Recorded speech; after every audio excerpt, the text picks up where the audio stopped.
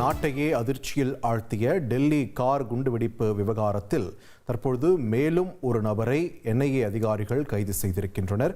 கூடுதல் விவரங்களோடு இணைகிறார் எமது செய்தியாளர் பாரதிராஜா. பாரதிராஜா, வணக்கம். இந்த விவகாரத்தின் விசாரணையில் தற்போதைய சூழல் என்ன? இப்போ கைது செய்யப்பட்டிருக்கக்கூடிய நபருடைய பின்னணி என்ன? விரிவாக பதிவு பண்ணுங்க. கண்டிப்பாக செங்கோட்டை அருகே நடந்த கார் குண்டுவெடிப்பு தொடர்பாக முக்கிய கைது ஒன்றை தேசிய புலனாய்வு அமைப்பு அதாவது என்ஐஏ செய்திருக்கிறது என்று டெல்லி போலீசார் ஏற்கனவே அந்த I-20 கார்ல குண்டு வெடிச்சது எல்லாருக்குமே தெரியும். அந்த I-20 கார் முதல்ல சல்மான் என்பவரால் வாங்கப்பட்டு அதன் பிறகு பல பேருக்கு அது விற்கப்பட்டதாக தகவல் வெளியான நிலையில இறுதியாக அந்த கார் யார் பெயரில் பதிவு செய்யப்பட்டது அப்படின்ற விஷயத்துல ஒரு முக்கியமான க்ளூ கிடைச்சிருக்கு. அமீர் ரஷீத் அலி அப்படின்ற ஒரு நபரை, அவர் காஷ்மீரை சேர்ந்தவர், டெல்லியில அவரை கைது செஞ்சிருக்காங்க. இவரோட ரோல் என்ன அப்படின்னு பாத்தீங்கன்னா, இந்த காரை உமருக்கு கொடுத்தது இவர் தான் அப்படின்னு சொல்றாங்க. அது மட்டும் இல்ல, இந்த நடந்தது தற்கொலை தாக்குதல் அப்படின்ற ஒரு சந்தேகம் இருக்கக்கூடிய நிலையில இந்த கார் வெடிப்புக்கு காரணமாக சந்தேகப்படும் நபரான உமருக்கும் இந்த அமீர் ரஷீத் அலிக்கும் முக்கியமான தொடர்பு இருப்பதை தேசிய புலனாய்வு அமைப்பினர் உறுதி செய்திருக்கிறார்கள். இதைத் தொடர்ந்து அவர் தற்போது கைது செய்யப்பட்டிருக்கிறார்.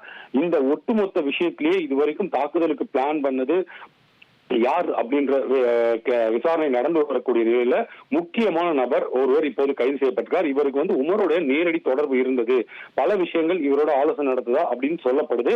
இது தொடர்பாக விசாரணை செய்யும் பட்சத்துல இந்த வழக்கு, டெல்லி கார் குண்டுவெடிப்பு வழக்குல என்ன திட்டமிடப்பட்டிருந்தது மட்டும் இல்லாம எந்தெந்த இடங்கள்ல, குறிப்பா எந்தெந்த இடங்கள்ல எப்போது தாக்குதல் நடத்த திட்டமிட்டிருந்தார்கள் என்ற முக்கிய விவரங்களும் தெரிய வாய்ப்பு இருக்கிறது. அது மட்டும் இல்ல, இதுல யாரெல்லாம் நேரடியாக சம்பந்தப்பட்டிருக்கிறார்கள், இன்னும் எத்தனை பேர் இதுல இருக்காங்க அப்படின்ற விஷயங்களும், வெடிப்பொருட்கள் வேற எங்கேயாவது பதுக்கி வச்சிருக்காங்களா அப்படின்ற விவரங்களும் கூட இப்போது கைது செய்யப்பட்டிருக்கக்கூடிய நபர் மூலமாக தெரிய வாய்ப்பு இருப்பதாக சொல்றாங்க.